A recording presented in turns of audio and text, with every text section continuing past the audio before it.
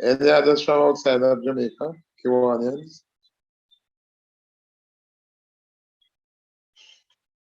Then we'll move to those Kiwanians within our boundaries. Division 25.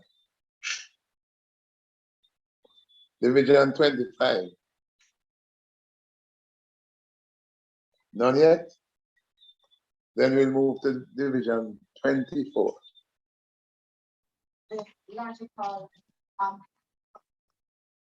that you have to take on. I can hardly hear you. Could you speak about the note?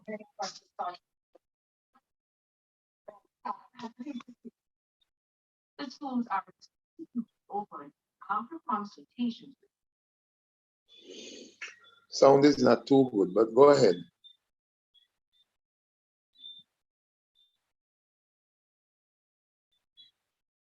Any other from Division 24? 23 East.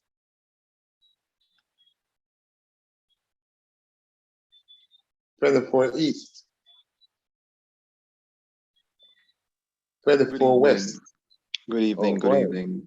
Yes, President-elect Sean here from the Kiwanis Club of Eastern Kingston and Port Royal. I am here along with one of our past presidents, distinguished past president Patrick Batix, and I'm expecting some others to join momentarily. I wish for you a great meeting. Thank you, PEO. I intend to say all again, Sean. And thanks for coming. Good evening, President Paul. Good. I am President Afis from Kiwanis Club of Downtown Kingston. So far, we have 5 of us online. We're looking forward to a good meeting. Thank you, thank you, thank you. And thank you also for coming. Any other from Division 24? That's where I was. Yes. Division 23. East. Division 23 East. West.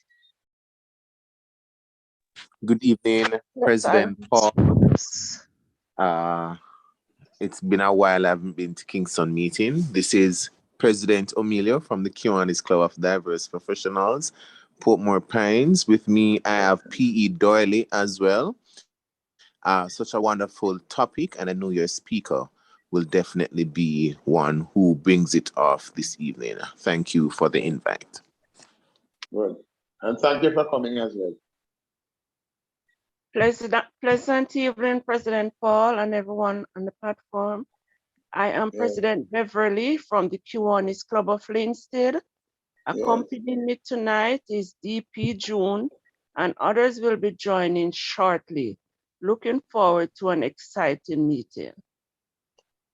Thank you for coming. Welcome. Yes, good evening, President Paul. Bring your greetings from the Kiwanis Club of North St. Andrew. I am DP Owen, and with me are 4 other members online so far. Thank you for coming, DP Owen. Thank you. Evening, President Paul. This is Esmeline, President of the Guys at Kiwanis Club. With me on tonight is DP Amy Rose and DP Marianne, and others should be joining soon. I'm looking forward to your great speaker. Thanks. Okay. Thank you for coming.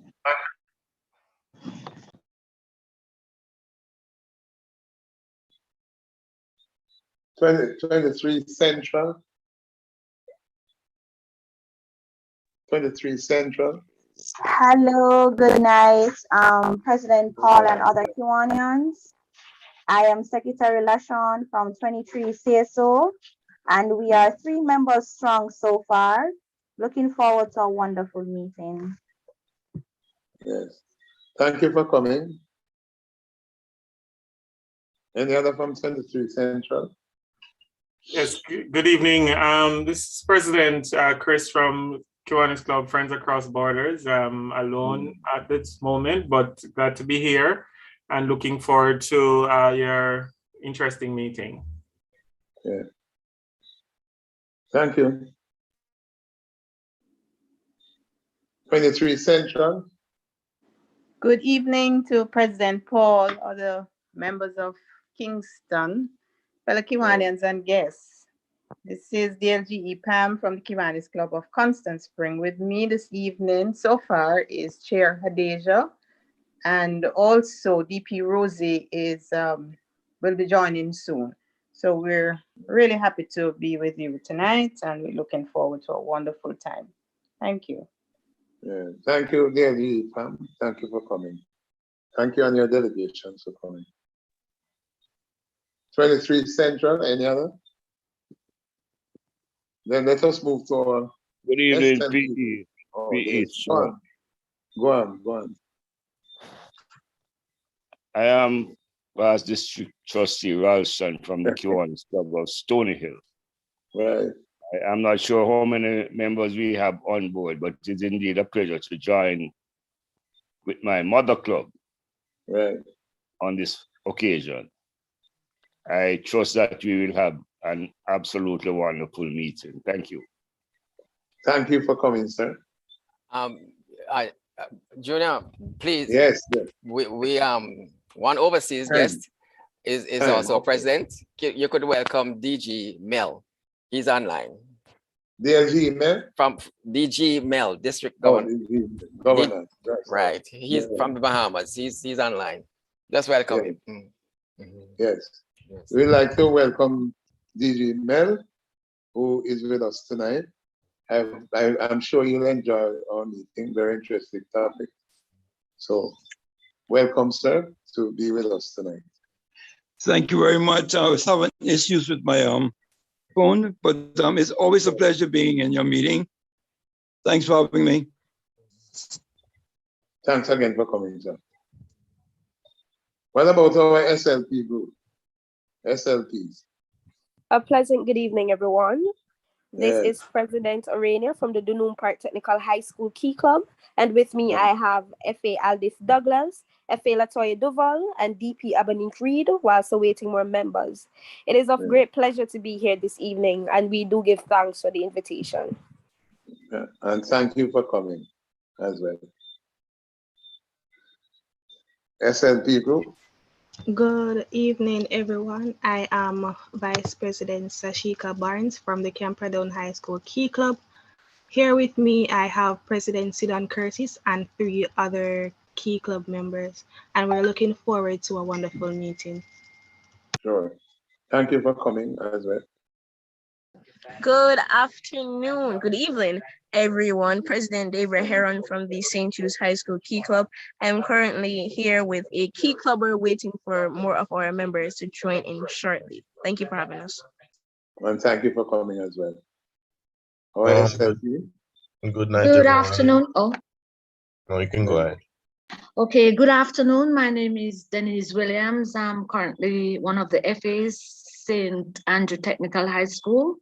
It's good to be here this evening, and I'm looking forward to a wonderful meeting. Thank you. Thank you for coming as well. Go ahead now.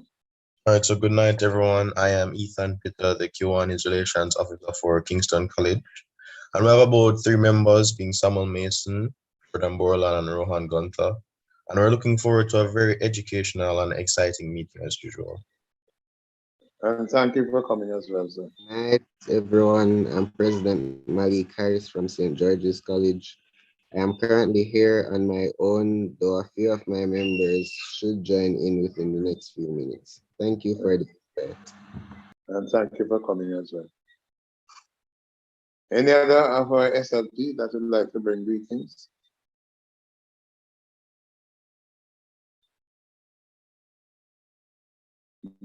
If not, we'll move to the non-Kiwanians, prospective Kiwanians. Any prospective Kiwanians?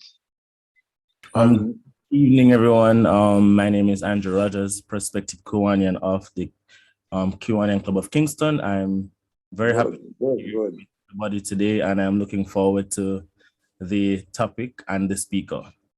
Yes. Thank you for coming, sir. This is a very good start. And we hope that you'll become a full-fledged Kiwanian very, very soon. Thank you for coming again. Any other prospects?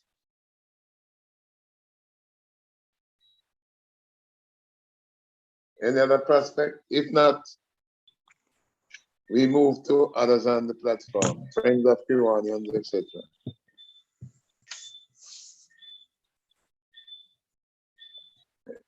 Anybody else on the platform that would like to bring greetings? If not, we'll close this session and let me thank everyone for coming. Thank all the Kiwanians, our own Kiwanians as well. And let me hope, and I know that we'll have a good meeting tonight. Thank you all for coming. Over Yes. to you, President. Yes, thank you very much, PE Junior, for leading that segment of welcoming our guests. I want to also welcome, I see one of our prospects online as well. I don't know if he had a chance to open his mic. Prospect Zuri, welcome Zuri. It's good to have you as usual at our meeting. At this time, we will move to the recognition of birthdays and anniversaries, which should be done by our Vice President Newton. Over to you, VP Newton. Thank you, President Paul. Good evening, everyone. This evening, we have two special birthdays for this week. We have Jennifer, who is the wife of Kiwanian Errol Hudson, and she is celebrating her special day, her birthday, tomorrow, December 1. And we also have DP Everett Palmer, who celebrates on December 4. So those are our two for this week. So through President Paul, I would like to quickly just ask and invite anyone who is celebrating any special occasion right now to just share with us so we can celebrate with you. Sir, Anyone? today's my birthday. Sorry, say that again, Mr. Gunter. I was saying that today was actually my birthday. Happy birthday to you. I would sing, but you know, we have a very special guest this evening. I don't want to turn her off. So happy birthday, sir. Thank you. Anyone else? Yep. VP Newton. Hello. This is Willie. Yes, if Shirley was alive, we would be celebrating our 40th anniversary on Sunday. On the 5th. That's correct. Yes, I know. She was alive because Shirley's alive in many of our hearts. But if she was physically here with us still, we know on the 5th it would be your anniversary. Thank you. And we certainly will give you a call on that day. Anyone else? Okay, well, let me hand it back to President Paul because I know we're going to have a really great evening this evening. So back to you, President Paul. Yes, thank you very much, VP Newton. Thank you.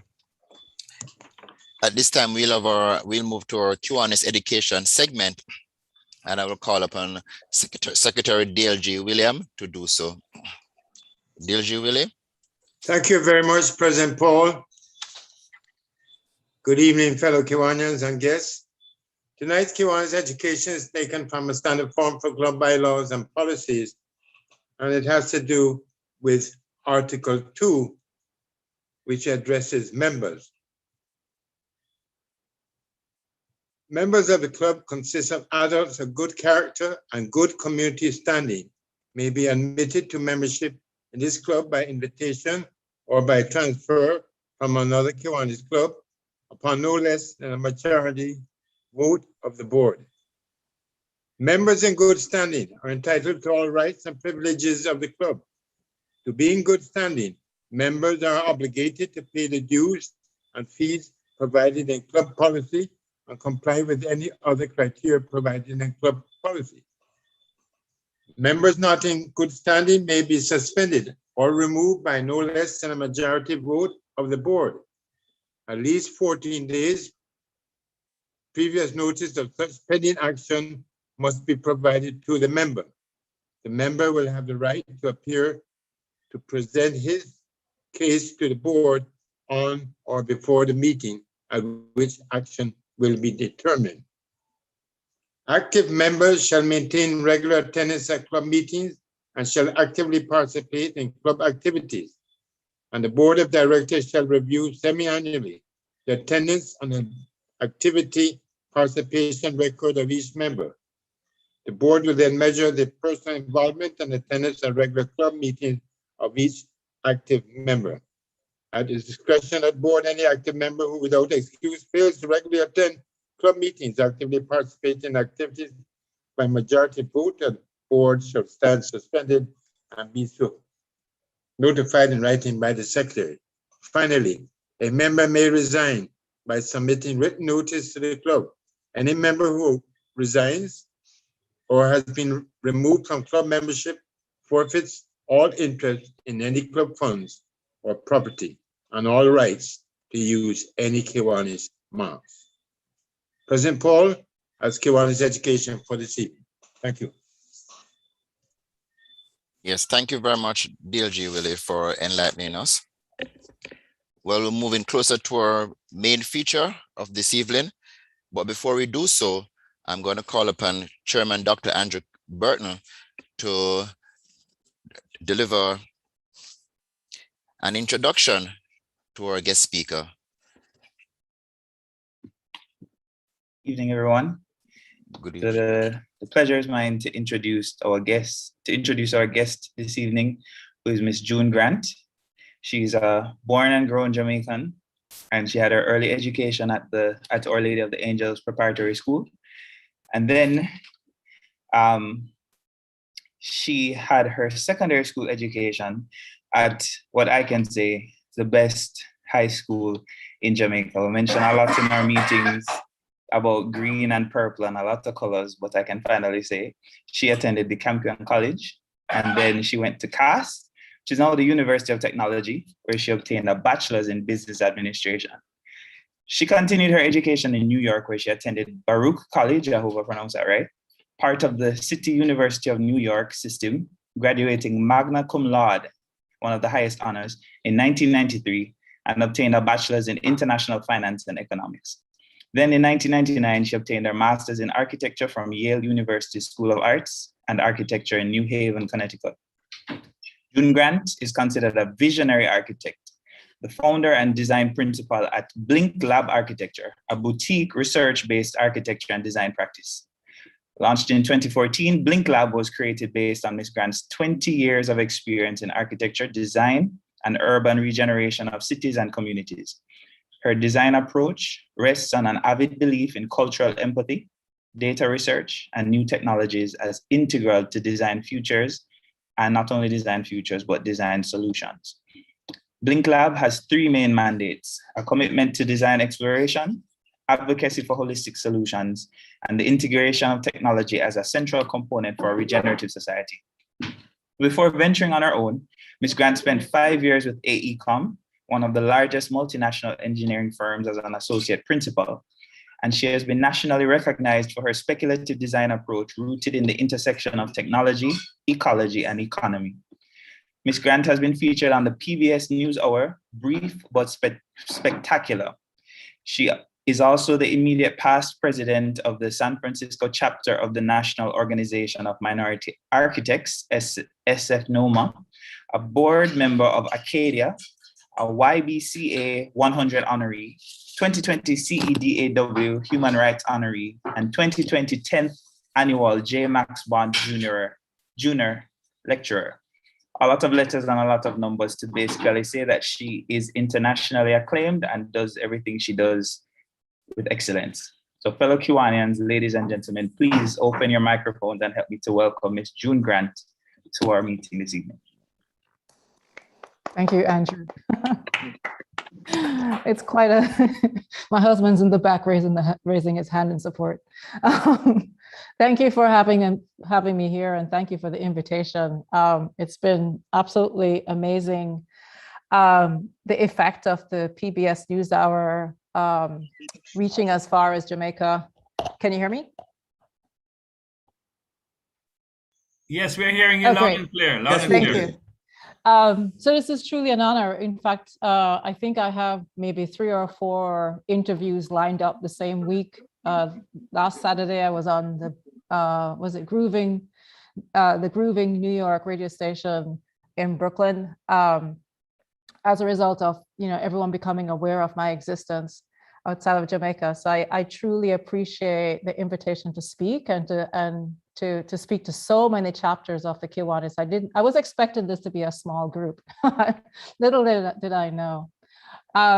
So how I want to do this is, I think the easiest thing for me to do is actually, since most people go to our website to find out who we are and what we do, what I'm doing is I'm going to put the link to a website in the chat. And so those who are local will be able to follow along, because sometimes when you do the share screen, you might not get there might be a delay. So you have the link to the website, which I'll be using as the primary vehicle to talk. So I'll just start with my history. Let me start with CAST, or maybe I'll start with Campion College. So while I was a student at Campion, we didn't have much art class. I think art ended at third form. And then, but I realized that I liked artistic things. And I realized that I used to see the girls from St. Andrews, Queens, and Immaculate, walking with the T-squares. And I knew that I wanted to be an architect, and I knew I wanted to do technical drawings, but technical drawing was not offered at Campion College. But I also knew that eventually the family was planning to emigrate to the US. So I didn't necessarily feel that I couldn't pursue my passion, but I was very, very envious watching the girls walk by with the T-square sticking out of their bag and knowing that that's what I wanted to be. So I went to CAST to study business. And I remember at CAST that during my year, I was there, it was 3 years, the engineering department did not accept the first female in the engineering department until the year was my final year. So I think that was 87 or 80, yeah, 87 going to 88. But I remember while in the business classes looking across to the engineering school, the engineering building, and being very envious of whatever was going on in that building. And so I spent almost my first 20 years being, looking at others, wanting to be what they were. And so when I got to the US, 2 weeks after I graduated from CAST, I was not yet 21. The first thing I did when I got to New York was to figure out how was I going to study architecture. And thankfully, as immigrants, we find a way. We don't necessarily know what the way is, but we know there must be a way. So I was lucky enough to walk. Maybe I was walking one day in Manhattan, going to work, walking back home, and came across the Art Students League, which is a really amazing facility where I was able to pay $33 a month to take drawing classes twice a week. I think it was like 6 hours each week. And then I had access to the building whenever I wanted. So $33 US at that time was really, really approachable. It was probably the cheapest drawing classes you could get. And that's what I did. And discovered that I liked sculpting, that I liked form, the 3D. And so it's interesting that here it is, I'm on this journey towards architecture school, knowing that I had to get a portfolio together, knowing I had to take classes at art school in order to prepare a portfolio because I had nothing. So I did. And then once I was ready, I applied. It was not by fluke that I ended up at Yale. I actually applied to all the Ivy League schools with the belief that at least one of them would accept me.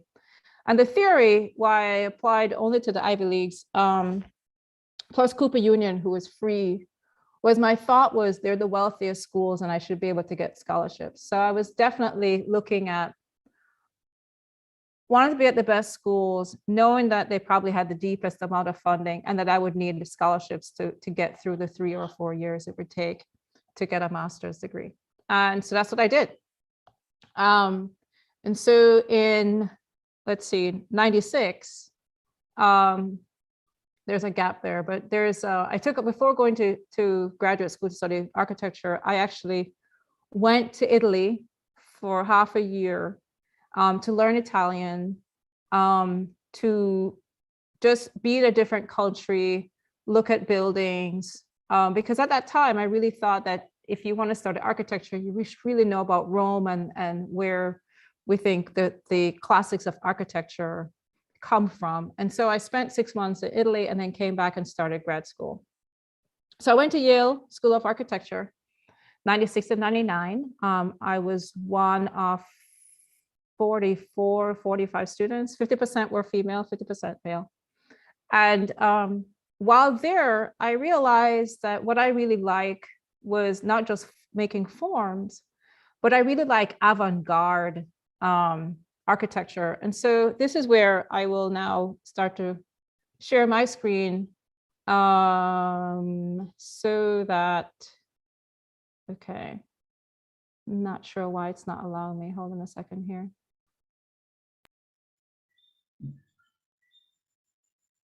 Can you now see my screen? Okay, great. So what I have on the screen is my website, and it really shows many things that I believe in as an architect.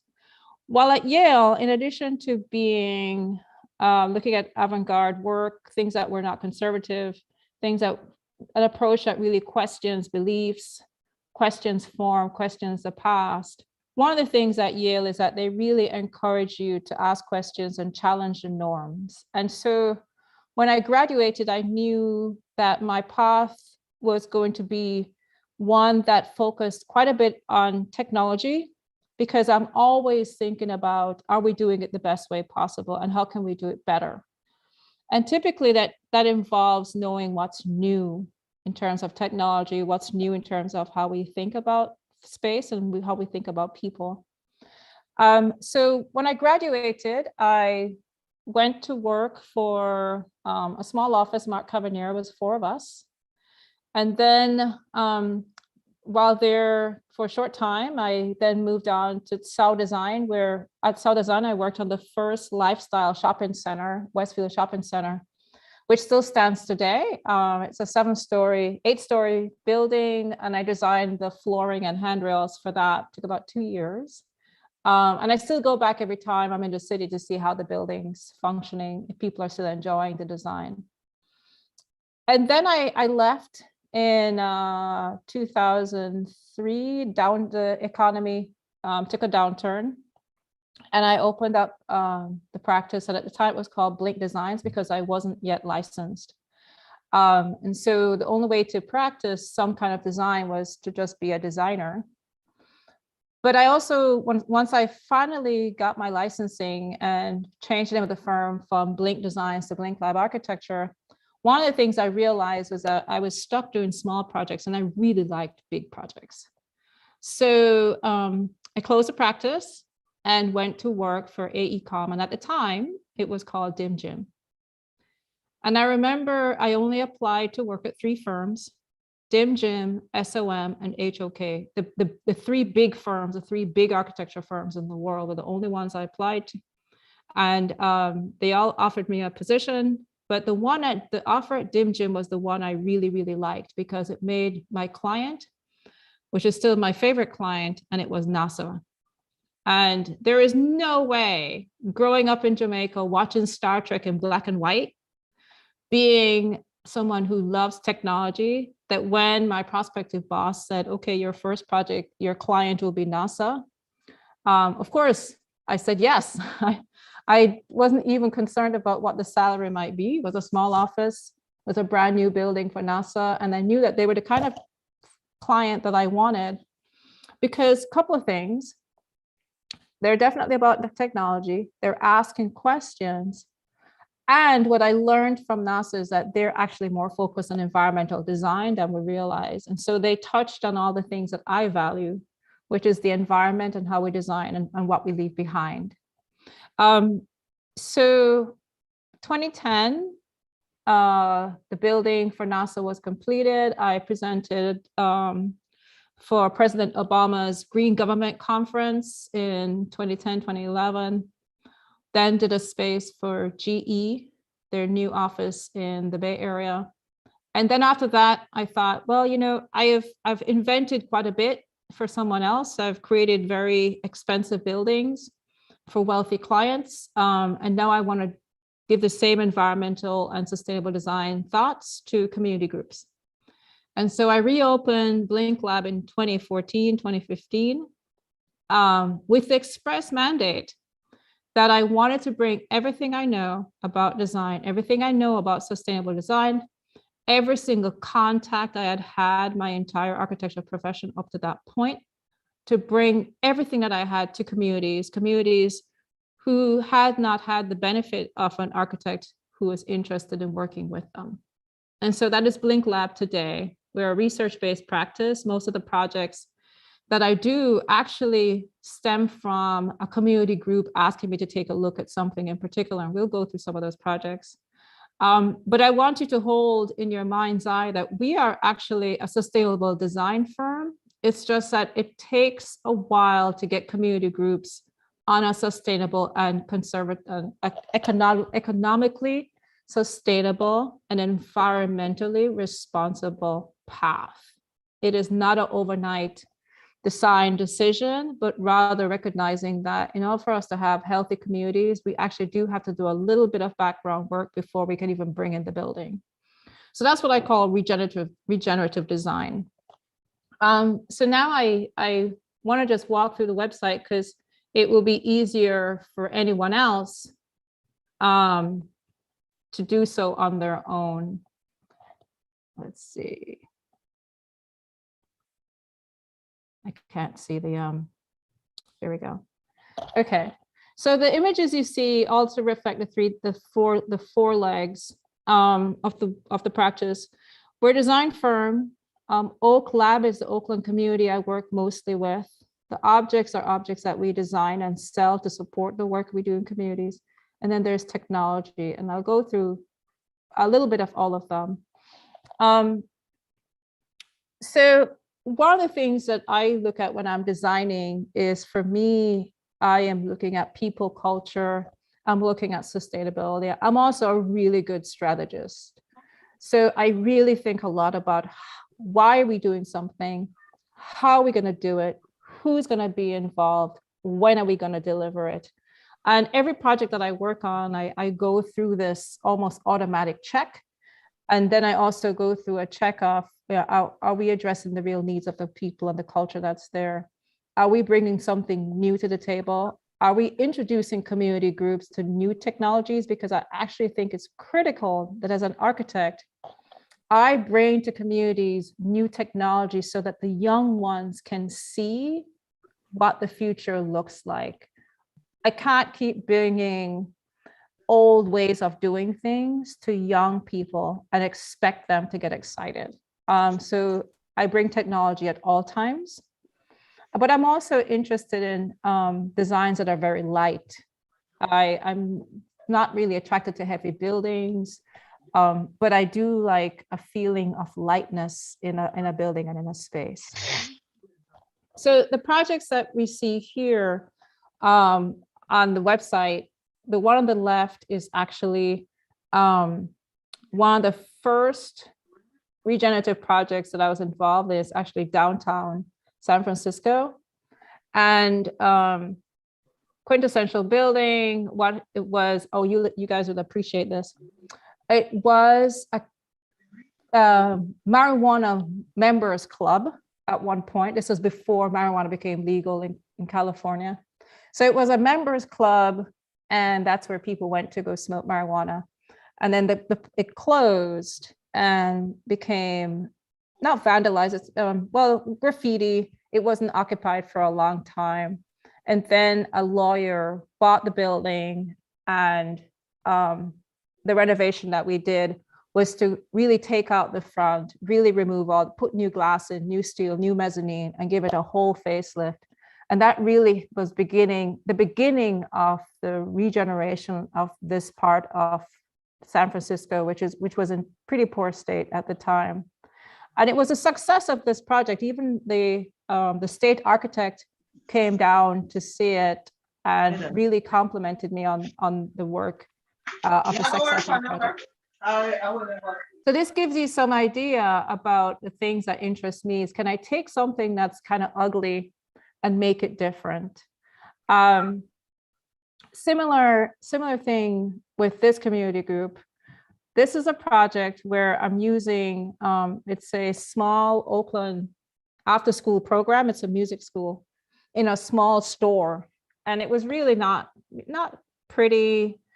And, with all the students of various abilities practicing, it's loud. Doesn't sound like, your symphony because they're after-school youth. So it's a very noisy space. And the director of the program asked if I could help her with acoustical treatment for the space. And so what you're seeing in the image is where the three tenants of this firm comes together, where we're tasked to design something for a school. And what we did was not just design the acoustical solution, but also really brand the space. Really, instead of giving her a small sign, which Oakland Public Conservatory, was to really extend it out and really like take over all the wall space and brand the space with. And she's still very proud of this space. So that's the design. The advocacy part is, as a result of bringing complete design approach, all of what I would do for a wealthy client, bring everything to a client that is, on a shoestring budget, bring everything that we can. That's where I'm able to advocate for her. So the success of this space has allowed the client to go back and seek more funding to expand her program. And in fact, the funders were really, really excited about the outcome. And as a result of this project, have looked at other projects to say, how can we do something similar? So most of my projects, even though I might be designing for one person, the effect is a spillover to other organizations. And the last on technology, the acoustical panels on the wall is actually 3/4 inch thick. It's 3 layers of wool, and they absorb the sound. And then these little knobs you see, those are all 3D printed in my office. And then we taught her students how to install the panels on the wall. So these are demountable.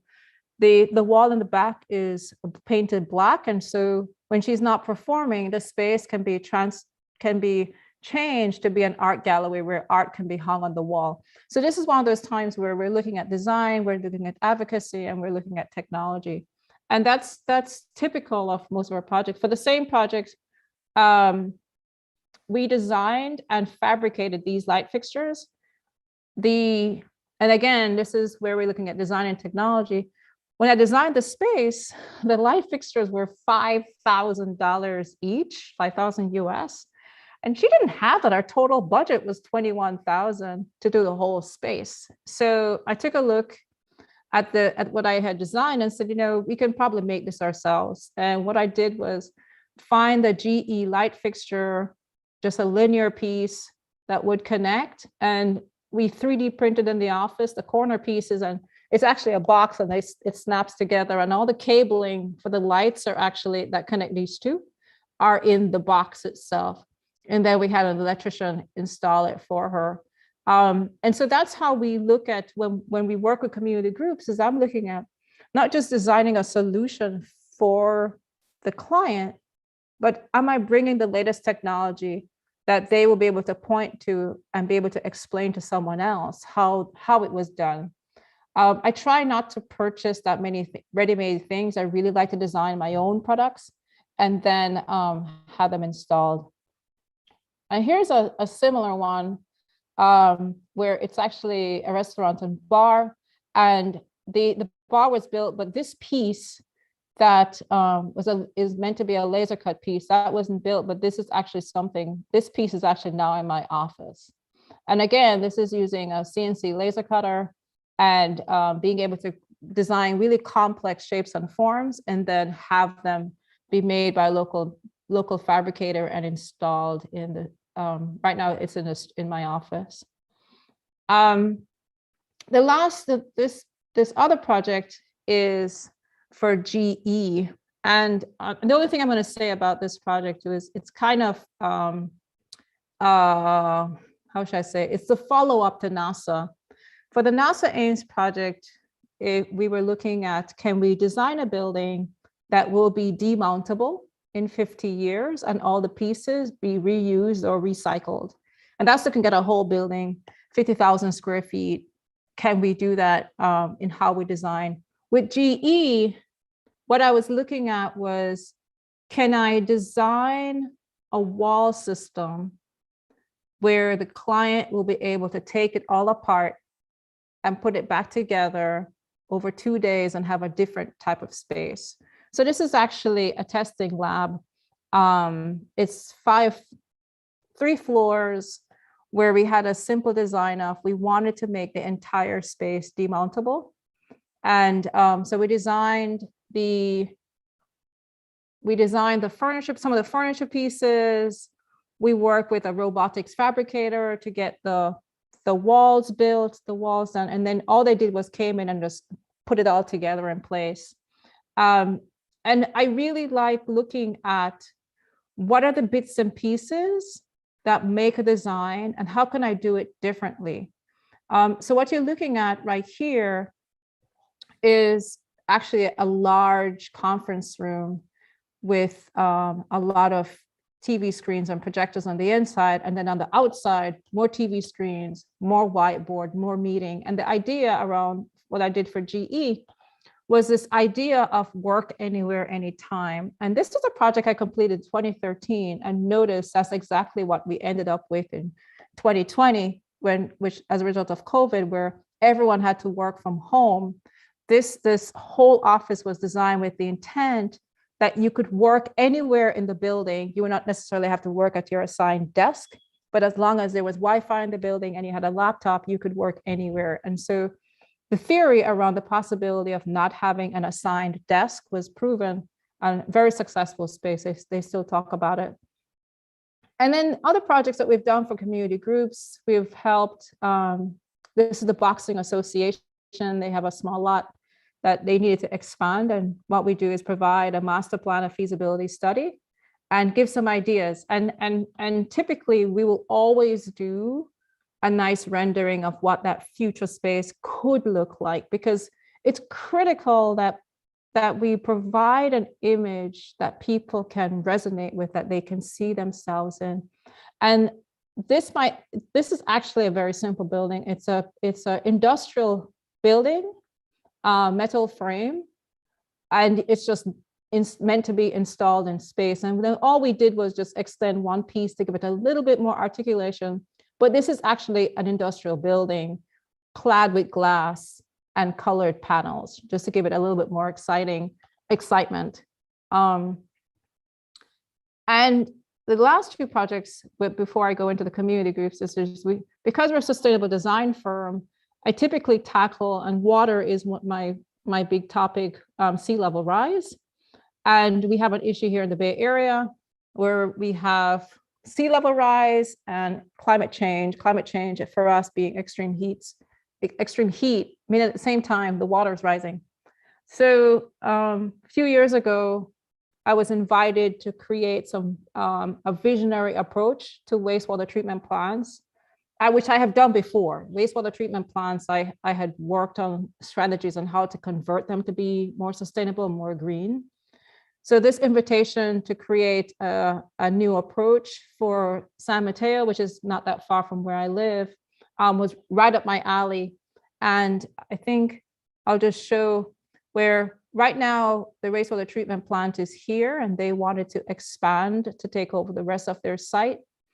And actually what I proposed to them was, instead of expanding your treatment, I would like them to change their treatment process from being a chemical-based treatment process to a partially chemical, partially water and plant-based, with the intent that we wanted to take back some of the land, tier it so that as the sea level rises, it's not taking over the site, but rather we have space for the water to rise and the land is secure. I'll just show this. Let's see if it works. Sometimes it doesn't. On all our projects, I'm always looking to how can I communicate the design to my client who's not an architect. And so practically for all our projects, we will do an interactive model and upload it on Sketchfab. And this allows clients to see and interact with the model in their own time and be able to answer questions and get information about what's going on, about the project, where it's located, etc. Because I truly believe that as an architect, while I use specific tools and a specific language, it's not the same tools and language that the average person uses. So for me, the one thing we all agree is that an image is worth 1,000 words. And so what I do is I try to provide an interactive model which allows the client to spend time with the model and to understand the project and then come back with questions. And so that's the design part of the practice. And then I want to really show the part where how regeneration really works for us is, and where most of our work comes from. So when I started the practice, again, I said I wanted to bring everything I know about sustainable design, all my contacts, all my resources to community groups. And so where my studio is located, it is not that far from a community, several communities that have not received attention, not received, they're not downtown, they're not the wealthy neighborhood. There's a lot of graffiti, a lot of empty buildings, very few trees. We know what these conditions are like. And so I decided that I would locate the studio in this neighborhood so that young ones and students can see me do what I do. And every day someone comes by my window.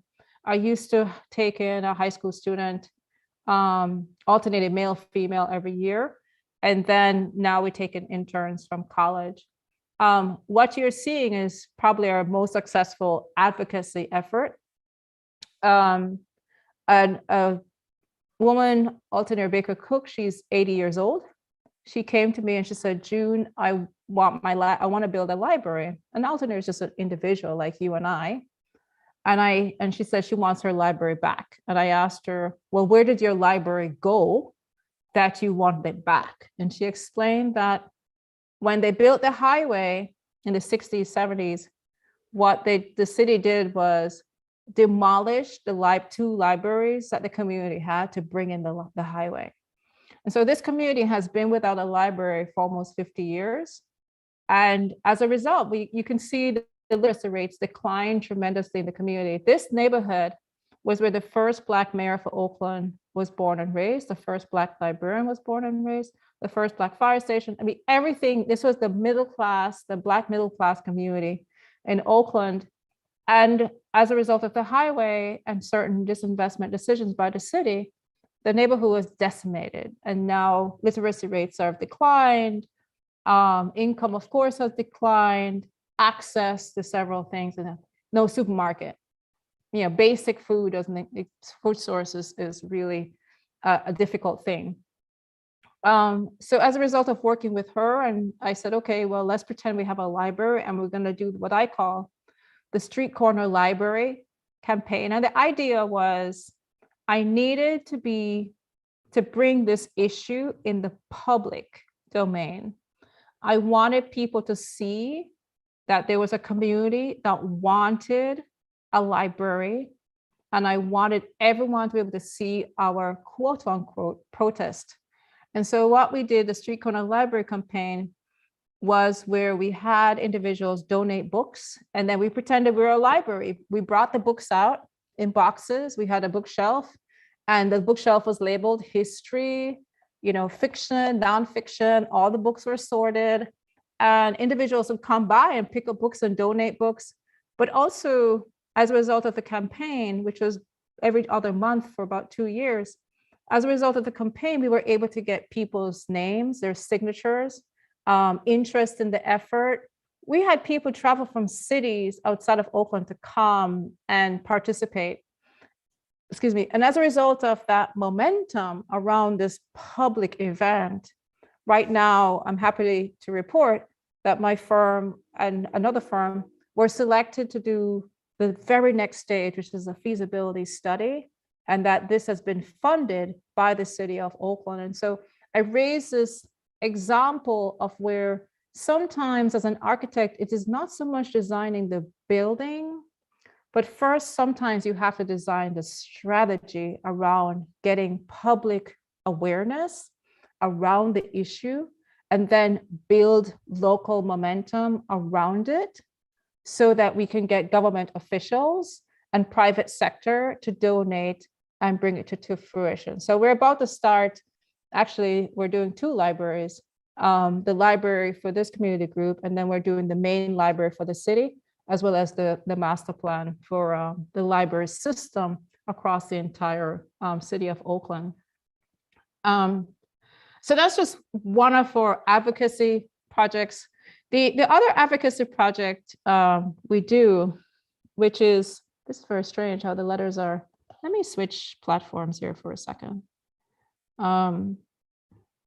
So that, let's see what it looks like on Google.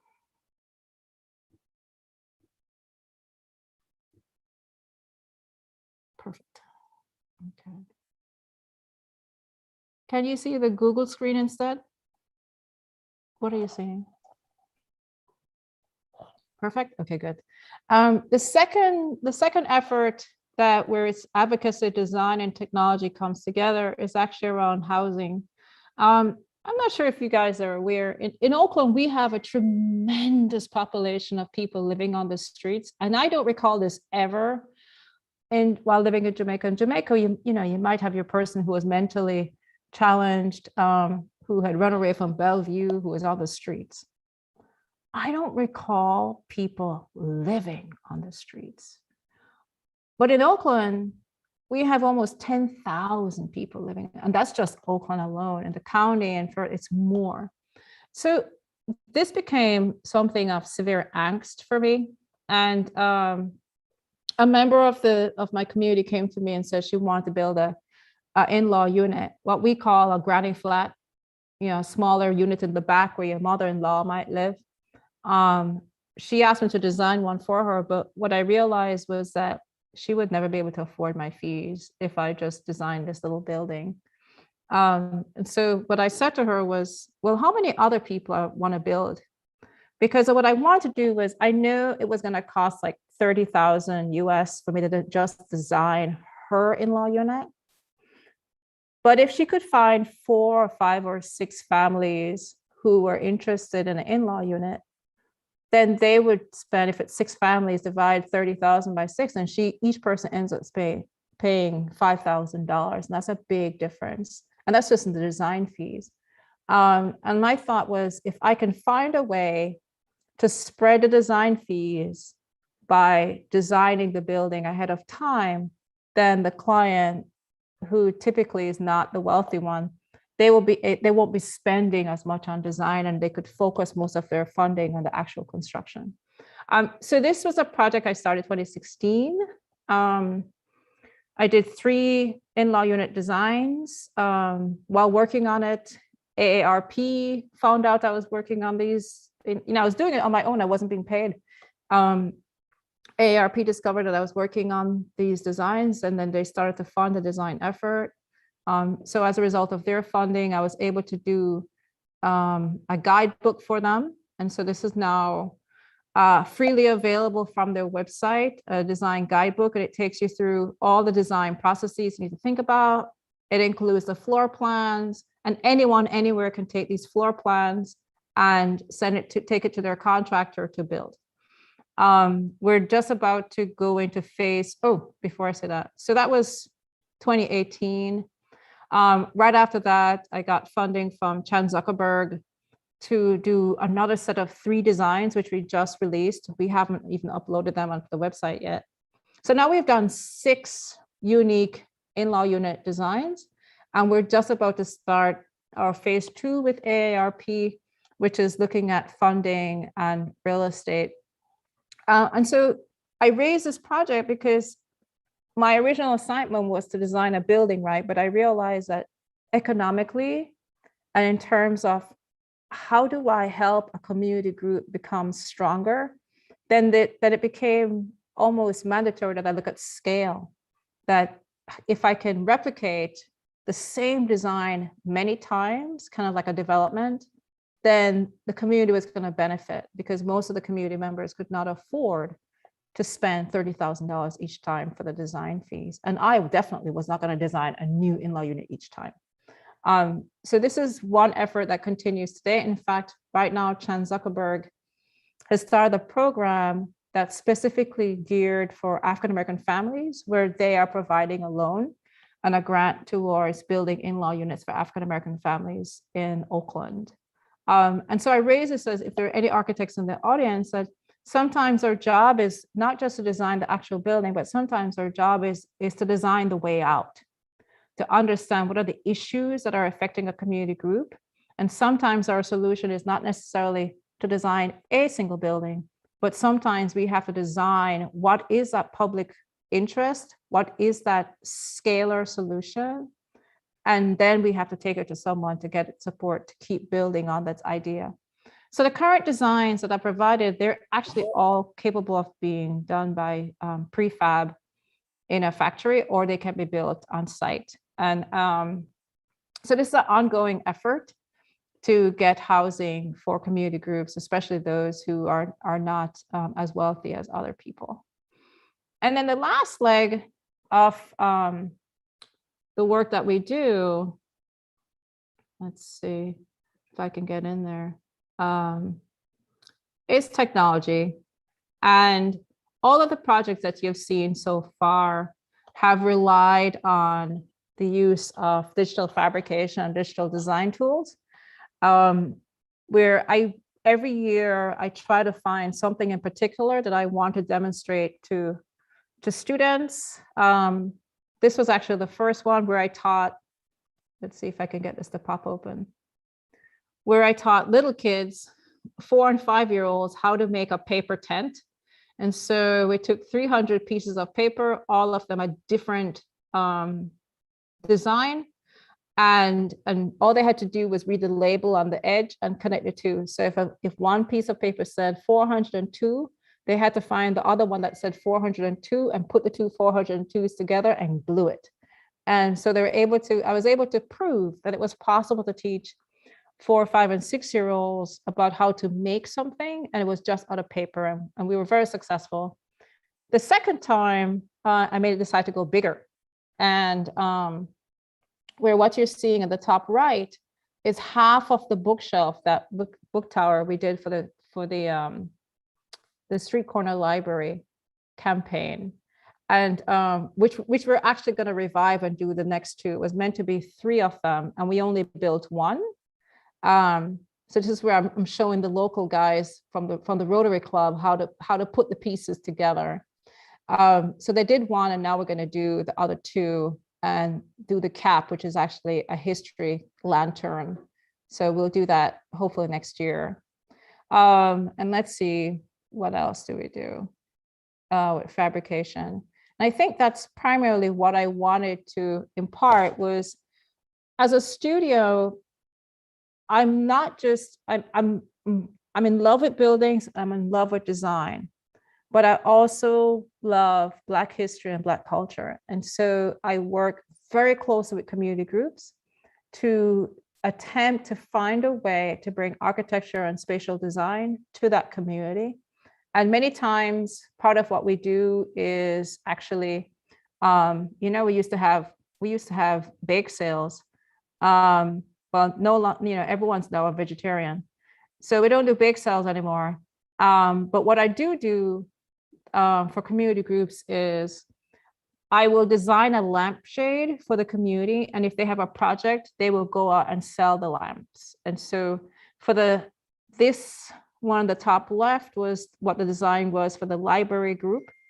In order for them to pay me to do the work that I was doing, they would sell the lamps that I made in order to pay for my services and keep us going. So this is our version of, this is how I try to work with community groups is I try to introduce them to new technologies. I try to provide a way for them to afford my services because we have to be paid in order for us to keep the lights on.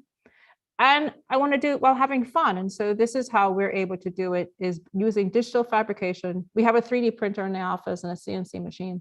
So we're able to make these things that support the work for community groups. And I think the last thing I'll show, and then I'm open to questions, is this project, Apalachicola. I don't know if there's anyone from Florida on the line, but Apalachicola is this amazing little city, 2 hours from Tallahassee. It used to have a vibrant African-American community during the time of segregation. And at the time of integration, the population declined and there are very few African-Americans left in the community. But the wild part is the families still own the land. So the families may not be there all year, but they still own the land. And so twice a year, families come back to Apalachicola to celebrate African-American history, and they come back for the Seafood Festival in November. So February 2020, just before the country shut down, I was in Apalachicola, where we did this thing called the pop-up history, the pop-up museum, pop-up history museum. We were allowed to use a very dilapidated small house, and working with Marcia Smith, who is a documentarian. She's done documentaries about Miles Davis and others. Her family, her dad was from Apalachicola, and she had this vision of having huge black and white photos blown up and installed in the houses to celebrate the history of the people.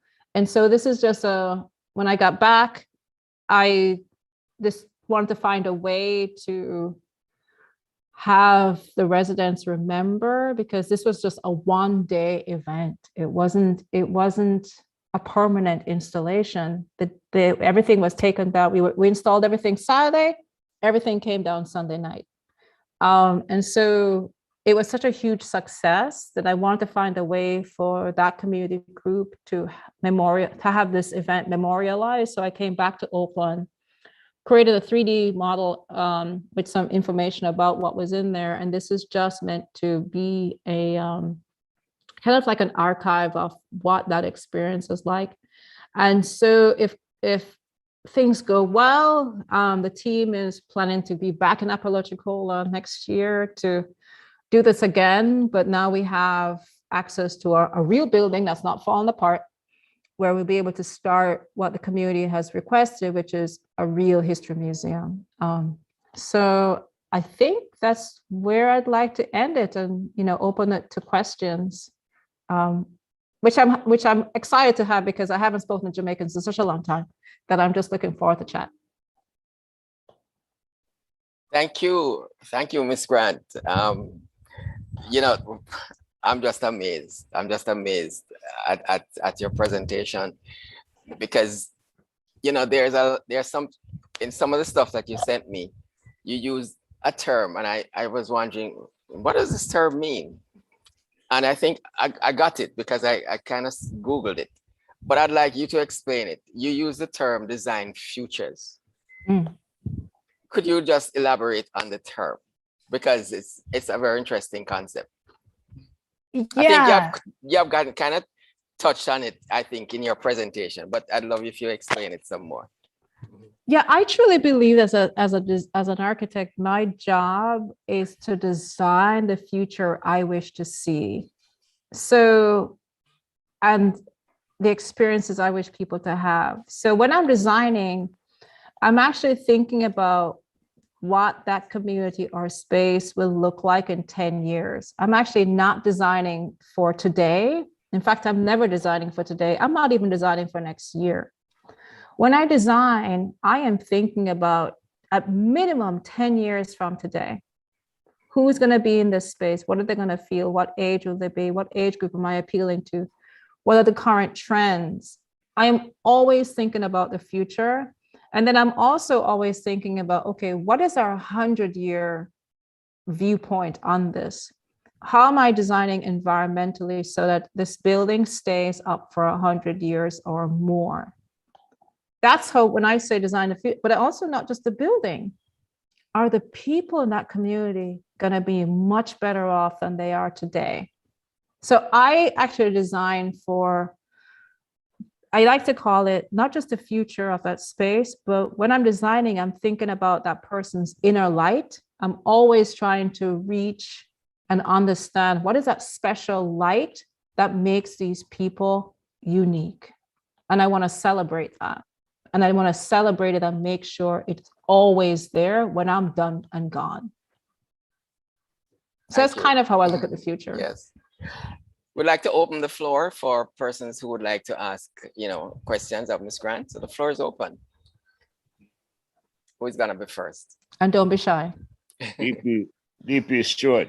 Yes. Good evening, fellow Kiwanians, Ms. Grant, good evening. I want to express my appreciation for what I think is a wonderful presentation. Thank you. I am in love with Jamaica because Jamaica has contributed so much to humanity. And we have Jamaicans throughout the world in many countries contributing to building not only those countries in which they reside, but humanity in general. My concern and question is, what does it take for us as a nation to entice those Jamaicans to, if not return home, but at least to contribute to building Jamaica, the land that we all love? That's a really good question. And in fact, a colleague of mine, Damian Hines, is doing the parliament, the new parliament right now. When I opened the practice, my intent was I'd have an office in Oakland and I'd have an office in Kingston. And so I started looking at how could I do that legally? And one of the things that makes it a little bit difficult is what we call, it's a system of reciprocity, where my ability to practice, because it's a profession, requires that I be licensed in the country which I practice. And I realized it was not so easy to have dual licenses outside of the US. So then my thought was, okay, that means I need to find someone I can partner with in Jamaica. Now that this is to say, I found a legal barrier that was a little bit harder for me to climb over. But recently, because there's another Jamaican who's here, he goes back regularly and sometimes teaches at UTech. He and I have been talking about how do we get more involved in Jamaica and become more, to impart our knowledge. Because my desire is I want to impart my knowledge, and part of it is who knows who. So I'm hoping that through this presentation and others this week, that eventually I will meet the person who says, yeah, let's do this. Because that's what it takes, it's a matter of who knows who. But legally, it's just not possible for me to automatically open up office and say, Blink Lab Architecture, Kingston, Jamaica, not legal. Thank you. Expect a call. Okay. Thank you. Who is next? Roy Scarlett. Hi, go ahead, Roy. John, I'm very excited in your presentation. I'm a fellow architect myself, but not living in Jamaica. You look kind of familiar. Are we Facebook friends?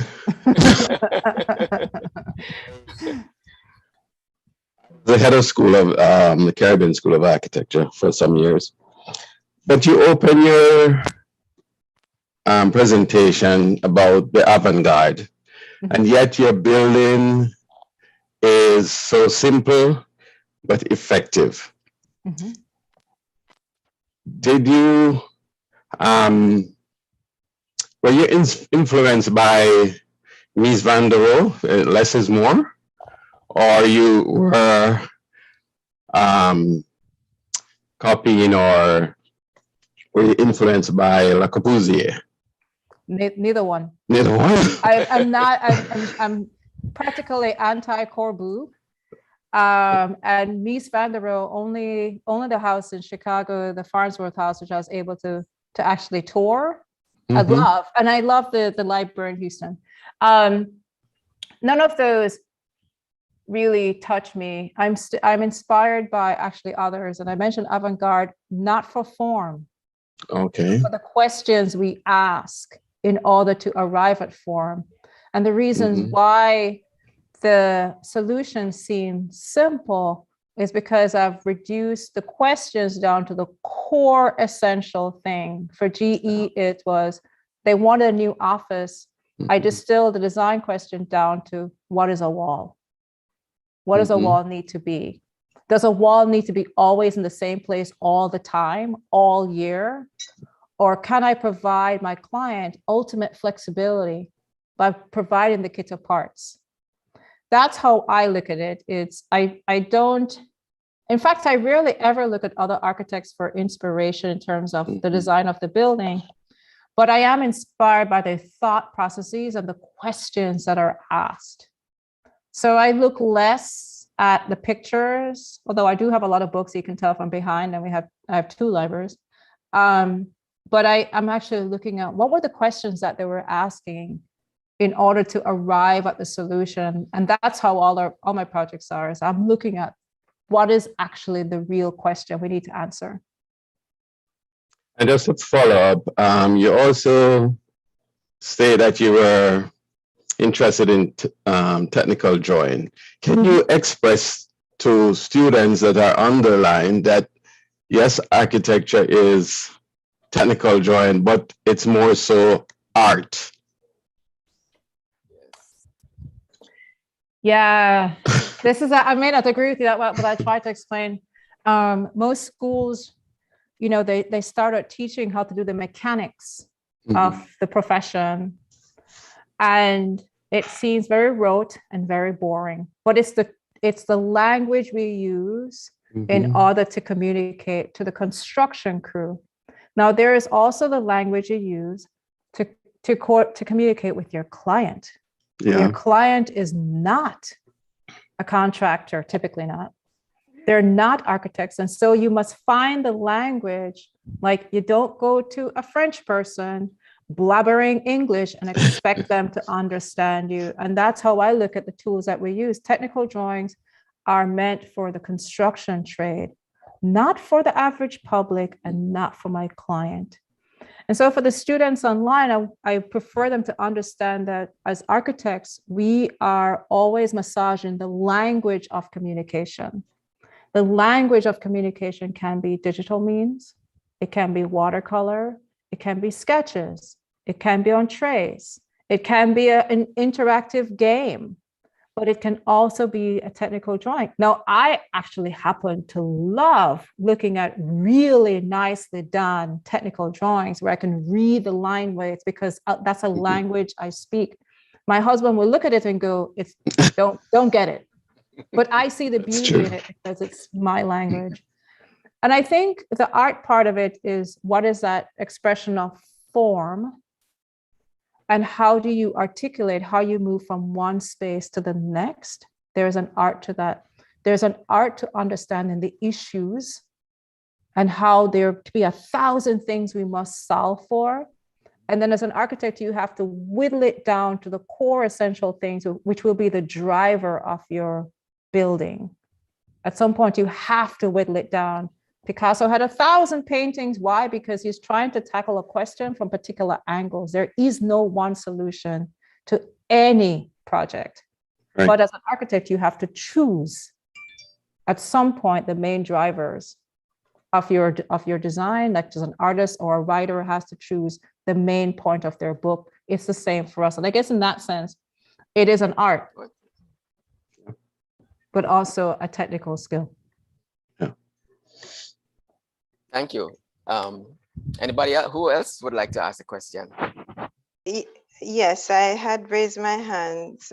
May I go ahead? Yes, go right ahead. Go right ahead. Thank you very much, Miss Grant. You know, first of all, let me just say I'm so impressed. Congratulations, you're amazing. I actually came across that article about you and I plastered it all over LinkedIn because I was just so proud to be a Jamaican to read about you. But my question goes back to your discussion about school, and I'm wondering, I'm listening to you, and I'm saying that you have so much to impart, and I've not heard you mention that you're lecturing anywhere. Would you give thought to perhaps lecturing even remotely at probably the Caribbean School of Architecture? I'm sure our own Director Roy, who you just spoke with a while ago, and past member of this club here too, I think Kingston Club. I'm sure he could connect you, because I think our students in Jamaica in particular would do really well with this sort of, you're very innovative with your thoughts. And this is something that I think should really be passed on to the next generation. And it would really be great if the Jamaican students could benefit from that. So I'm just putting that out there to you and say, well, I appreciate the invitation. Actually, I do lecture a lot. Okay, so that was just that mention. Okay. But I caveat that to say, Jackie Ann Lawton, she and I went to Campion together. I think she's the head of the architecture program. She did reach out to me during COVID, so it was last year. In fact, she wanted to know if I would be interested in teaching 3D printing. That was what it was. And then we started having a conversation about coming down or somehow doing studio reviews. So the conversation started last year when Jackie Ann raised her hand, and Andre King put me in touch with Jackie Ann, only for us to realize, oh, we were in school together, we graduated the same year, we're in the same class. But yes, I do lecture, and I would be happy to lecture to the students. And I'm not the only one. There are others who are doing incredible work. And because I'm on the technology side, I'm aware of other Caribbean people who are also in the technology space doing amazing work. And we're actually, most of us are close friends. So yeah, we are happy to lecture at any point in time. Okay, that's. But my thing is, but beyond lecturing, because I'm far more interested in building, I would prefer to find a way where we are, and I'm not talking building a house, but if we're talking about, can we build a pavilion? Can we build a market shed? Can we build things and amenities that are needed in the public? Can we build benches and seating at, at the country bus stop? Smaller industrial type, publicly available spaces typically need some kind of seating. I would rather come home to build or teach from afar, because right now I'm supposed to be teaching FAMU students how to use digital tools to make the things that are needed locally. Just like I make the lamp for the community groups that they can sell, I would rather teach students how to build using new technologies so they can solve local problems themselves. Because lecturing only makes me look like a messiah of some kind, and I'd rather in a dress, and I'd rather have people build. Good, great. There's a hand up in the chat. Candice, you could go ahead. It says Eurydice. Oh, she's on Mars. Where are you? Okay, go right ahead. Not hearing you. Eurydice, we're not hearing you. Could you type your question in the chat, please? We'll appreciate that, and we'll read it from there. Okay. She was muted. No, she was not muted. Go ahead. Eurydice. I think she's having connectivity issues. All right. let's ask somebody else then if there's anyone else in the meantime, and then she can come in after. And any other questions?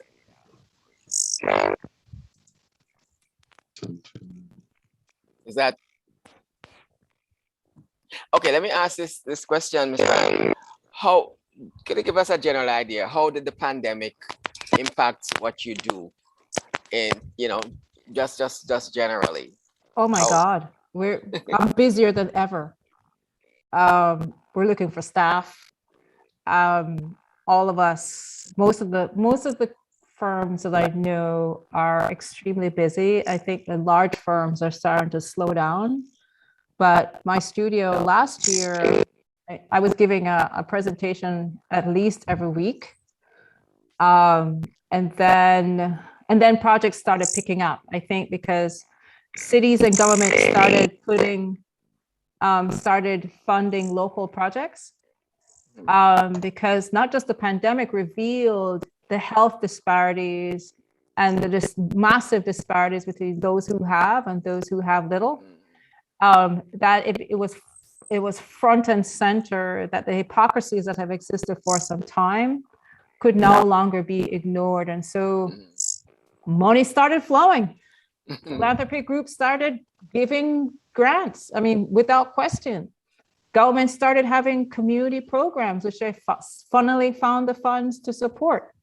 So finally, projects that I have been working on for 4 or 5 years now have funding to keep going. And I just hope that the population keeps being angry and pushing at the political agenda so that the money keeps flowing, because once people start relaxing and saying we're back to normal, that's when funding for projects will stop. Yes. And we'll go back to normal. Is Eurydice is she ready yet?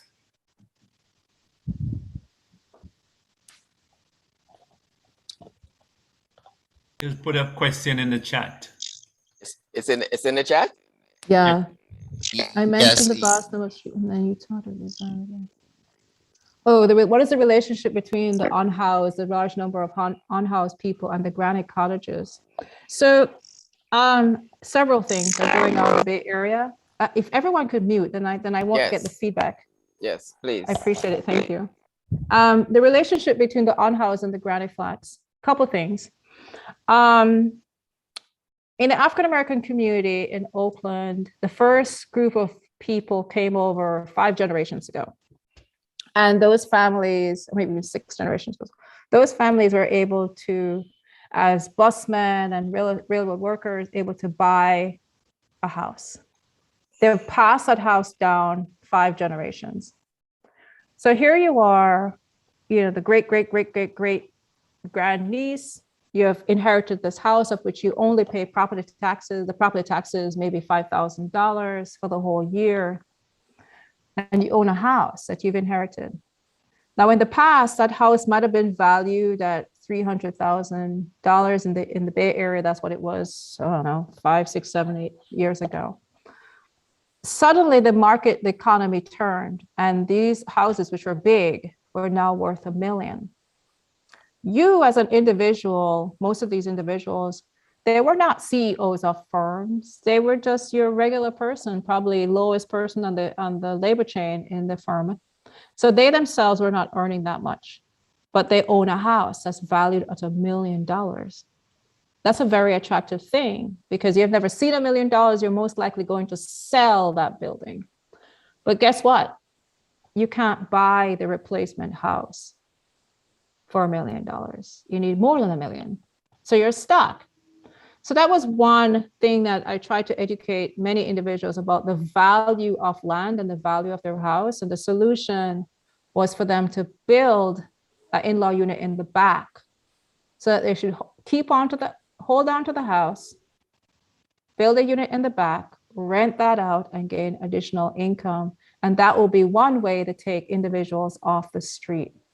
What we were also finding in the Bay Area is that the average age of people living on the streets were not your young and strung out, was not your some person using weed and anything else, but was actually someone who is 50 years old and above. And what was happening, these are the majority of people living on our streets. What was happening is that these individuals most likely had a medical emergency. Because we don't have socialized medicine in the US, they had a massive medical bill. And so as a result of their medical emergency, they couldn't work. Therefore, they're not earning an income, therefore become homeless. There are many people in Oakland who wish to take these people in to get them off the streets. And there are many organizations that are willing to pay the rent. And that's the relationship between the people living on the streets and the granny flat, because I'm looking at, can I stabilize a Black family if they build a unit in the back and be able to get rental income that stabilizes that family?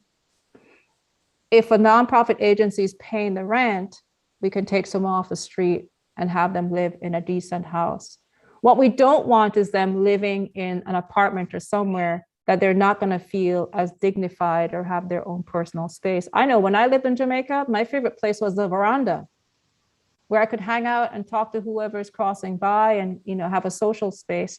And that's where the in-law units and the granny flats are, for me, a better solution than apartments, is that you're able to have your own social space. You're able to, you know, plant food, maybe. You're able to sit out on the veranda in the sun. You can't do that in an apartment. And so I look at the in-law units as a way to triangulate the affordable housing crisis, moving people off the street, but most importantly, stabilizing Black wealth in the land that they own, because we don't produce land, remember, so land value always goes up.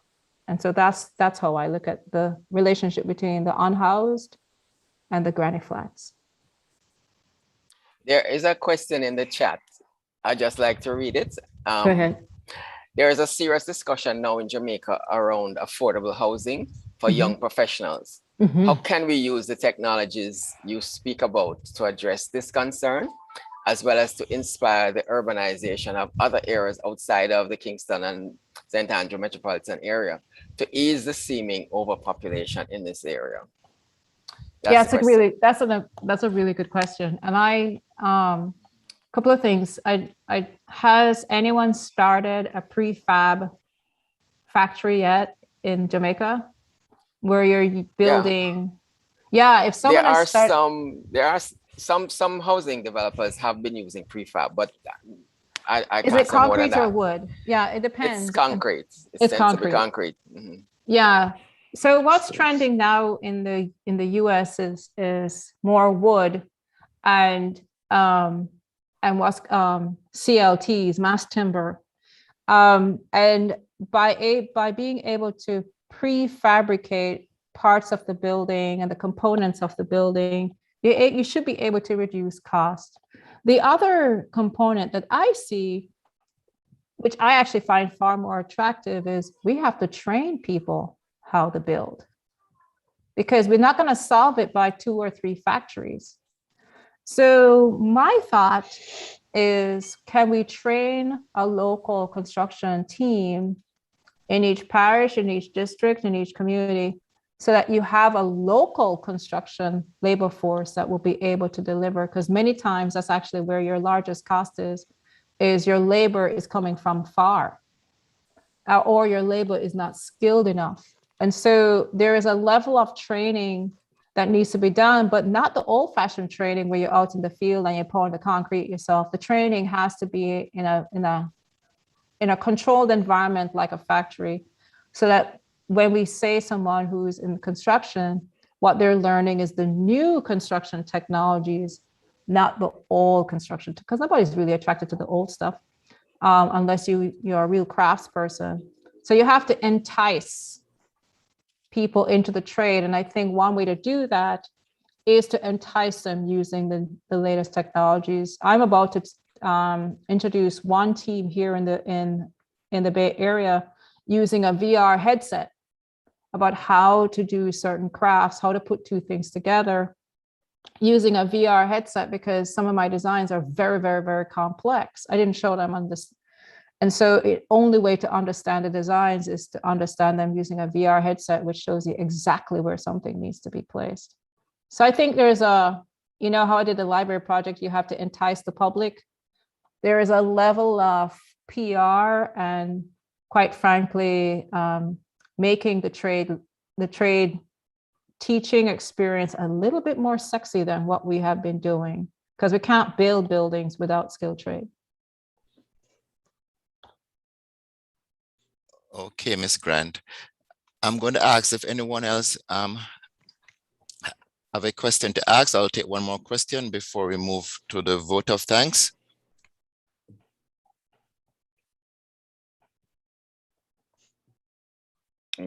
President, continue. One final question. Yes, PDT Ralston, go ahead, please. Ms. Grant, when you take on a project, are you just dedicated to that project, or are you cognizant of the era in which you are trying to establish that project? What we have in Jamaica now is a proliferation of high-rise buildings in single home communities, and the integration seems to be not smooth. The infrastructure to accommodate those structures, those projects, still remain as before and is very inadequate. What is your responsibility as an architect in circumstances like I have just enunciated? Yeah, we have in the US, a couple things. I'll speak for California because this is not across the entire US. And we have across the US, we have zoning, and the zoning sets the building height about what can be built in that neighborhood. So if it's zoned single family, then you're not going to be able to build a 23-story building unless the city gives a reprieve. And unless we have designated locations, we're allowed to build a taller building in a single family. So if it's by a railroad station, we have a transit corridor, that's where you can build the taller building. And we have ordinances and programs that support building high density structures closer to transit lines and not in single family residences. So there's zoning. Then there's the enforcing of the zoning. And I don't know how enforced it is in Jamaica, but in Oakland, you'd be hard pressed to show up with a building that's not single family in a single family zone, because the population here is very vocal. They will stall your project for as long as it takes until you disappear or the zoning changes. The zoning is outside of my professional boundaries. The zoning is a government decision. Now, if I see a project that's proposed for a community and I don't agree that it's the right one for that community, I have spoken on behalf of community groups in front of our government, in front of our city government, either supporting or opposing projects. So when I showed the Oakland page, part of what supports that is I work very, very closely with several Oakland community groups, and they'll tell me and let me know about projects that are proposed for their neighborhoods. And they'll ask me to take a look at the proposal that someone else has put forward, and I'll give my opinion. And there are quite a few of us who are architects who are Black, who support community groups in reviewing projects, and will say what our opinion is. And if we think we're strong enough in our opposition or support, we'll show up at council meetings supporting. And because the key part is community groups are not architects, they're not professionals. And my view is we also have a duty to speak on behalf of people who are not our paying clients. And that's just how I work, is I support community groups and review of projects, and will say, my unofficial opinion is X. Now, if I have a client who has come to me and they've said, June, I'd like to design a high density building, 23 stories in a single family community, most likely I'd say I'm not the right architect for you. And I'll explain why. I don't think the project's going to happen. I think there's going to be a lot of pushback, and it just doesn't fit. Most architects work fee for hire. You pay the fee, you can hire me. That's not how I run my practice. I have private clients and I have community groups who are clients. And I will let you know if a project fits my ethical values. But if I see you have a project, I think it should be done and the pathway is not clear, then I will help you create the pathway that becomes clear because I think it's what is good for that community. And so I'll work with the community and we'll work with the client to create the pathway that we think makes sense and is beneficial to everyone. So it depends on how each person runs their practice, but that's just how I run mine. I'll let you know if it works for me or not. I don't do every project that comes my way. Okay, thank you very much, Ms. Grant. But before I move with the agenda, may I ask for a motion to extend this meeting by 10 minutes? So move, President. Yes, thank you very much. Thank you. Yes, thank you very much. Well, Ms. Grant, I mean, your presentation was very captivating and of course, very timely indeed. And I heard that you mentioned that you wish to contribute to the development of Jamaica and in terms of our nation building. And in that regard, I will speak with DP Stewart thereafter about our Consul General in New York, a very active and hardworking Consul General Alcyon. She will reach out to you and make contact with you to find out how best you can, how best that can be done. So listen for a call from her tomorrow, okay? Perfect. Yes. But to thank you, I'll call on VP Newton to move the vote of thanks. Thank you, President Paul. Good night to everyone on the platform.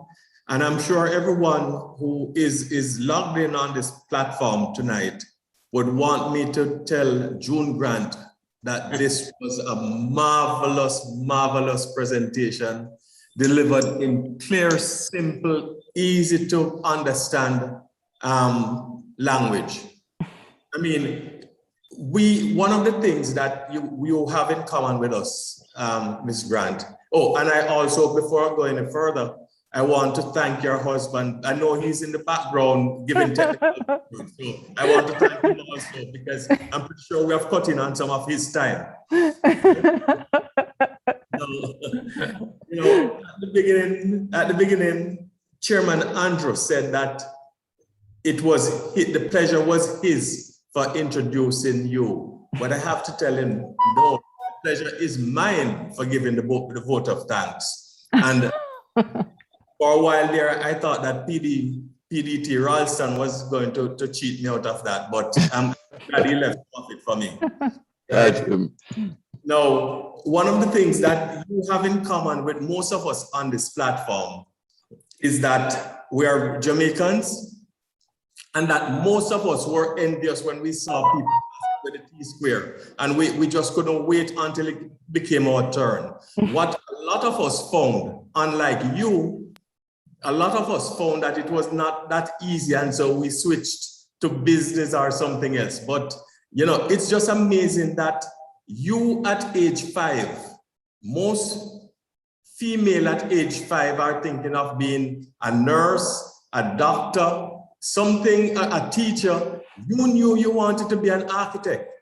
Yep. And so because you had that concept in your mind from then, you have had a wealth of experience, you have had years of experience because you were doing it from then. So, I just want to thank you. And I want to say to my fellow Kiwanians and guests who are listening in, please go watch that PBS NewsHour, brief but spectacular. Because when I watched it, I was amazed because architecture is not something that is supposed to be all fancy and vivacious, for want of a better word. But when I watched that, I became truly interested.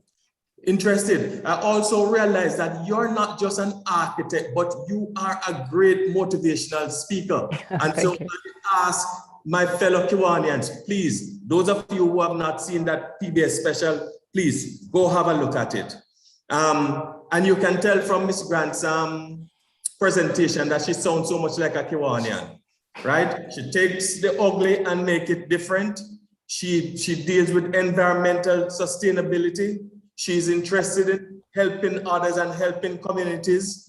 you will find that what she said is that her designs, she look at 100 years in the future and then back integrate, what you call it, reverse engineer to see what it is that she does know to achieve that point. So I just want to say to you, thank you for being a Jamaican.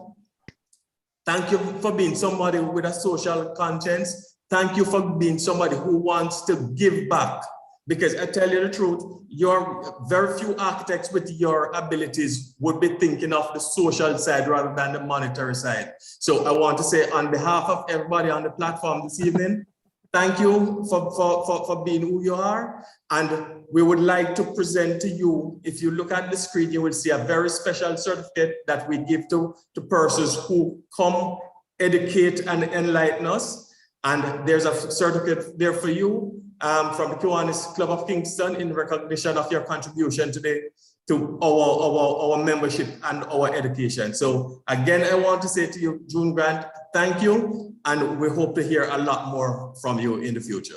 Oh, thank you so much. When I presented at Obama's Green Gov, that was like a really high point in my life, and now you've exceeded that. I am truly incredibly proud and honored to have had such a warm reception, and to also be able to just reconnect, and thank you for kind of reminded me that I have to come back home and give back there too. And so yeah, I'm looking forward to really building that bridge and coming back home. Great. The honor and pleasure was all ours. Yes, thank you so very much, Ms. Grant and VP Newton, for moving the vote of thanks. We now move to the Sergeant at Arms, and we ask DP Desmond to take the floor. Thank you, President. Thank you again, Ms. Grant, for your wonderful presentation. We'll have our blanket fine for $300. That's for the members of the Kiwanis Club of Kingston. But I'll just give you a little bit here. 4 Catholic men and a Catholic woman were having coffee.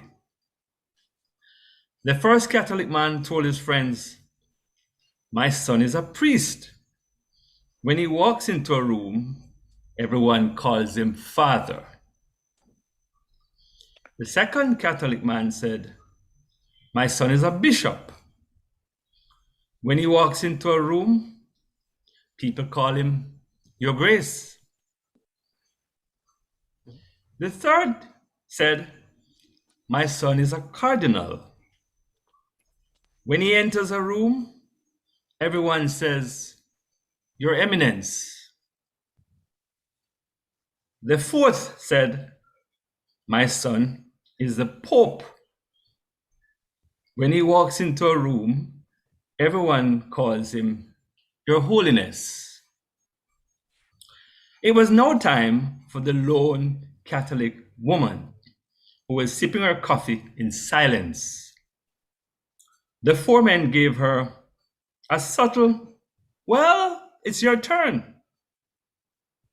She proudly replies, "Well, I have a daughter who is slim, tall, and with statistics of 38D, 24-inch waist, and 34 hips. When she walks into a room, people say, oh my God."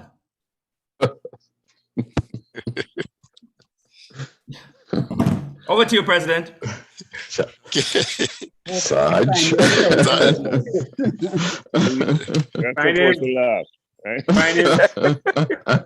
Thank you very much, DP Desmond. I'm just trying to visualize those measurements you just gave, you know? Yes. Okay. Yeah, we'll move to our notices and announcements and interclubbing opportunities. We'll ask Secretary Dale G. Willie to do the honors. Thank you, President Paul. In respect to notices, this Sunday, December 5th, we'll be having the first Divisional Council meeting Registration begin at 9:30. It's going to be a hybrid meeting. Details will be sent out in the morning to those who are interested in attending or coming on the Zoom platform. And then just a reminder to the board members that our board meeting is held on Monday, this coming Monday, starting at 6 o'clock. And so far as in the clubbing opportunities, President Paul, I don't have any written down, but I will send out a schedule for the remainder of the week tomorrow. Perhaps you may want to invite members, guests, special guests, if they have any interclubbing opportunities that they wish to invite us to. Thank you. Thank you very much, DLG Willie. Well, at this time, let me ask if there anyone on the platform wishes to make any announcement or interclub opportunities. You may go right ahead. Yes, thank you, President. Yes. The Kiwanis Club of the Sunshine City, Portmore, we are having our inaugural Christmas hamper raffle. The drawing takes place on December 20th. The cost of the ticket is $200 and the flyers are out, which will indicate how you may purchase your tickets. We'll also be contacting individuals. In addition to the grocery items, it will feature ham, sorrel, and a Christmas cake. Thank you. That's very good. Thank you very much, DP Janet. I'm coming home. My plane leave already. Yes. President Paul? Yes, go right ahead, DP Desmond. Just to mention that the Kiwanis Club of 23 Central Surrey Online will be having its fish fry fundraising event on Friday. That's Friday the 3rd at the Red Cross office on Honor Road and South Camp Road there. So we have fish, which is $1,800, and shrimp, $2,000. So looking forward to seeing most persons. Thank you, President. Yes, could you tell us the time, DP Desmond? 11 a.m. until 3. Thank you very much. Thank you. Okay. We'll now have President the talk. Paul? Yes, go ahead, I would like DLG. to make an announcement. Please, the floor is yes. yours, madam. Thank you so much.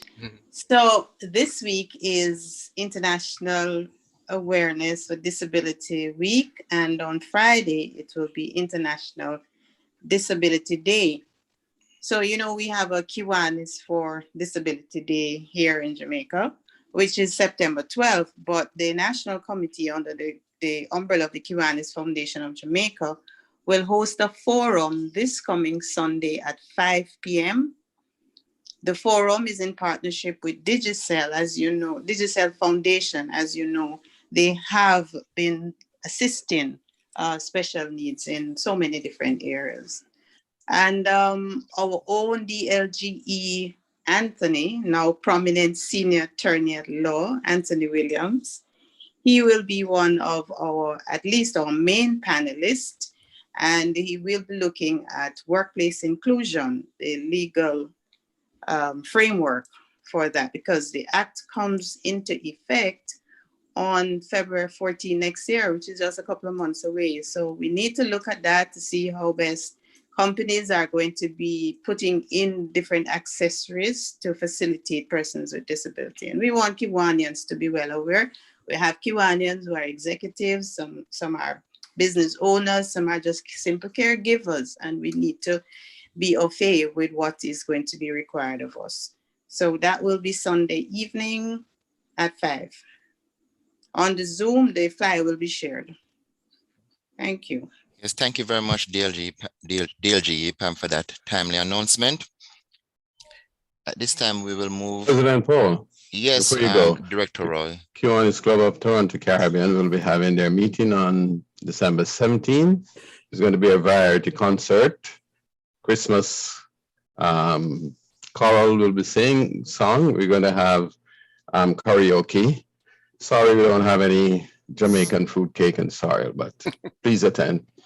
Okay, but it can be virtual, eh? We can have ours, yes. Okay. Okay, DP Stewart, we'll have the thought for the week. Thank you, President Paul. Okay, as usual, I have two. What was that, Ross? Okay, let me go ahead. With an S. Oh, yeah.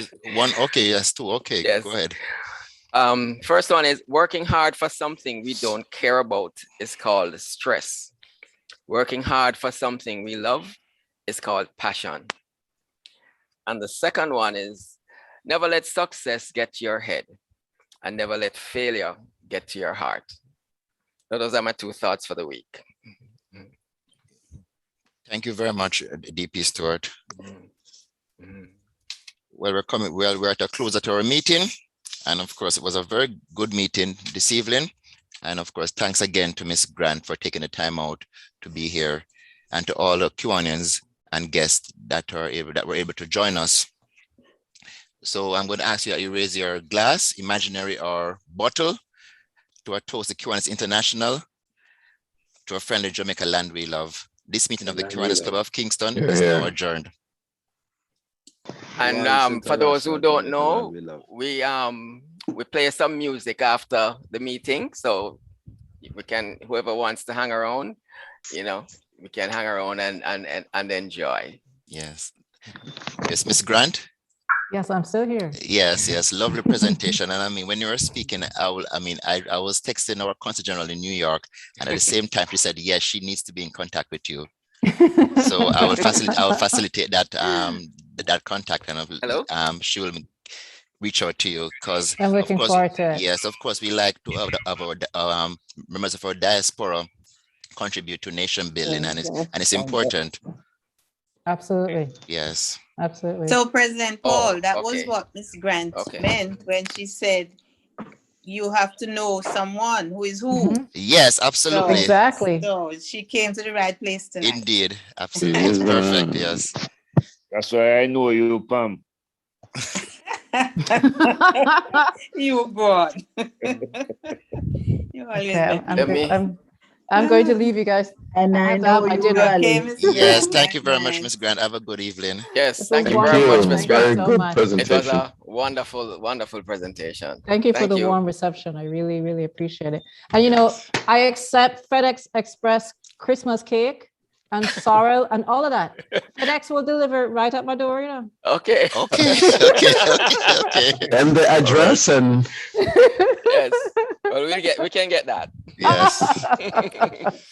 Okay. Have a good night, everyone. Yes, thank you very much. Yes. Bye-bye. Thank you. DP Desmond said he got shut out a while ago, so we have to shut the stop the what do you call it now? Stop the video. Okay. Let me see how that's to the 1 second. You could just end the meeting, right? Is that it? DP No, I don't want to end the meeting. If I end the meeting, YouTube. We just want to end the YouTube, but okay, that part, right? He can't do it unless he gets to log back, until he logs back in. But I'm looking to see where that part is. I'm back on, you see? Okay. So you have to give me back the host and let me end the YouTube. I didn't take away the host from you. Oh yes, you would have lost it because you came out. Okay, okay. All right, let me do that. Now, I'm not saying that to impress me. I'm saying that to impress upon you that if you're serious 12 months from now,